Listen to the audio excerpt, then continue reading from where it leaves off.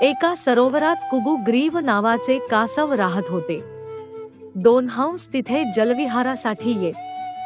कासवाशी त्यांची मैत्री झाली. कासवाला ते चांगल्या चांगल्या कथा सांगत. एक वर्षी अवर्षणामुळे सरोवर आटले. हंस कासवाला म्हणाले, लवकरच राहिलेला चिखल सुद्धा आटेल. मग तुझं कसं होईल? सहविचारातून एक युक्ती सुचली. एक लांब काठी दोन बाजूंनी हंसाने तोंडात धरावी व मध्यभागी कासवाने पकडावे. हंसाने उडत उडत दुसऱ्या तलावात जावे.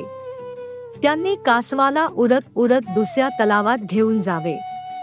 त्यांनी कासवाला बजावले, मध्ये कोणत्याही कारणासाठी तोंड उघडू नको, नाहीतर उंचावरून पडून प्राण गमावशील.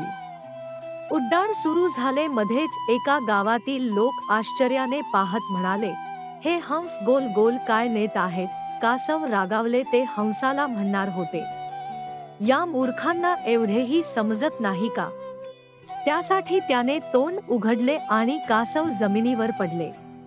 तात्पर्य: समाजात वागत असताना आपल्याला प्रत्येक वेळी प्रसंगाचे भान ठेवूनच वागले पाहिजे.